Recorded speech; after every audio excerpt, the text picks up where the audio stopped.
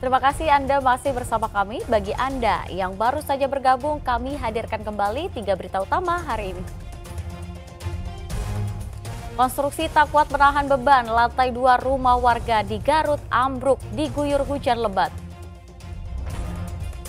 Terbukti membunuh bayi yang baru dilahirkan, sepasang kekasih ditangkap polisi di Kabupaten Ciamis. Bukan deru mesin, melainkan suara motor listrik mewarnai ajang balap sepeda motor listrik di sirkuit Sentul, Kabupaten Bogor.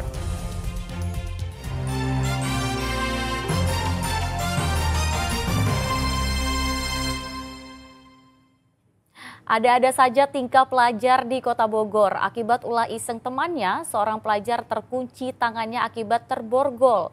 Proses evakuasi pun dilakukan petugas damkar untuk pelepasan borgol agar bisa kembali beraktivitas.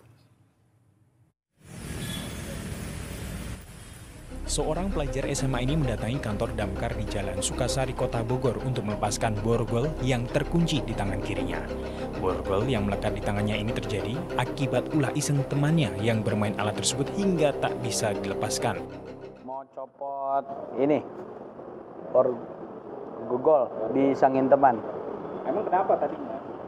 Diisengin, dijailin. Oh, dipasangin ke tangan? Iya, dipasangin ke tangan. Terus nggak bisa copot? Enggak.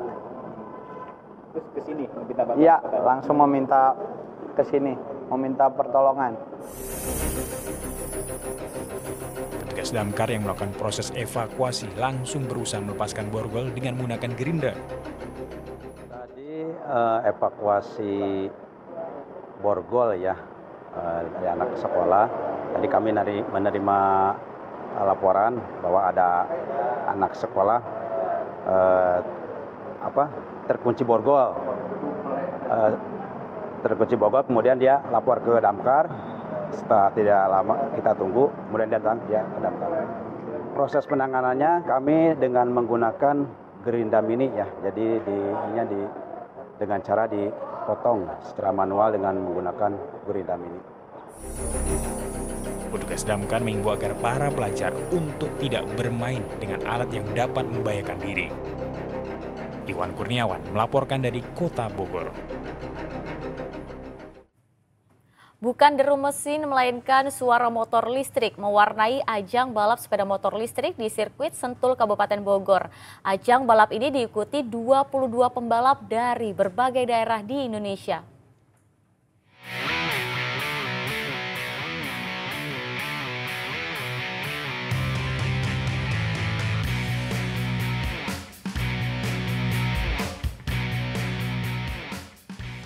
Ajang balap motor listrik digelar di sirkuit Sentul International Karting Kabupaten Bogor dalam PLN EV Conversion Race 2024. Balapan ini jadi balapan pertama di Indonesia dengan menggunakan kendaraan motor listrik. Uniknya dalam balapan ini sepeda motor bensin dikonversikan menjadi sepeda motor listrik. Ajang ini bentuk kampanye pemerintah untuk menciptakan ketahanan energi dan mencapai misi mengurangi emisi karbon.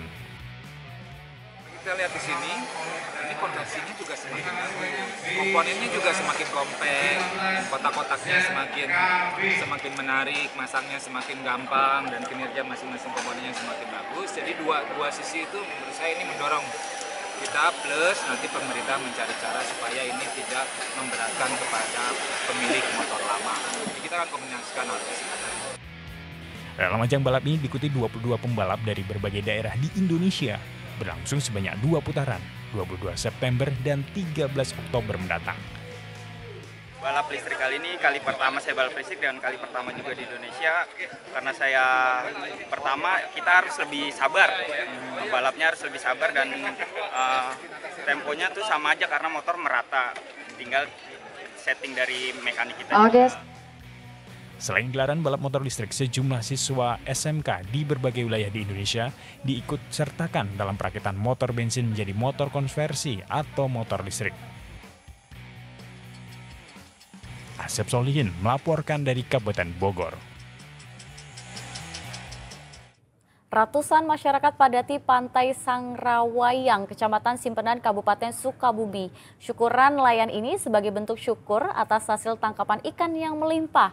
Selain itu, acara ini bisa dijadikan potensi wisata.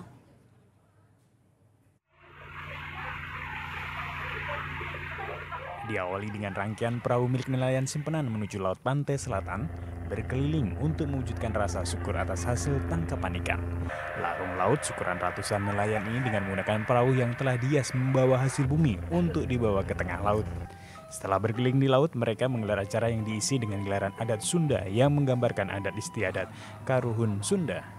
Syukuran nelayan yang digelar nelayan Sangrawa yang ini diharapkan mengangkat potensi wisata di Kabupaten Sukabumi. Harapannya kita dengan Hari Nelayan ini kita bersyukur pada Allah Subhanahu wa Ta'ala yang mana telah diberi nikmat ya dengan potensi wilayah yang ada di Kecamatan Simpenan khususnya dan umumnya Kabupaten Sukabumi. Mudah-mudahan hari kegiatan ini bisa meningkatkan pendapatan, bisa meningkatkan kualitas para nelayan, juga bisa meningkatkan nilai PAD di Kabupaten Sukabumi. Sebagai negara maritim, nelayan menjadi salah satu ujung tombak meningkatkan perekonomian bangsa. Jadi kan kedepannya itu menjadi aset nasional, karena bagaimanapun dalam sektor perikanan dan kelautan ini akan menjadi lebih kuat lagi. Apalagi kita sebagai negara maritim, salah satunya adalah dari nelayan itu sendiri memberikan kontribusi pada negara. Kalaulah misalkan daripada ke masyarakat, jadi ada pejuang-pejuang yang istilahnya ke masyarakat itu sendiri sebagai penyedia daripada gizi dan protein. Salah satunya adalah hasil daripada gizi kita dari kelautan kita yang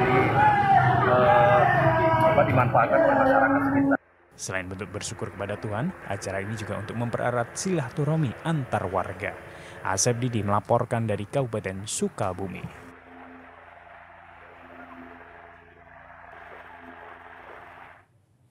Ya, informasi tadi mengakhiri jumpa kita. Atas nama rekan yang bertugas, saya Teatrika Putri mengucapkan terima kasih atas kebersamaan Anda.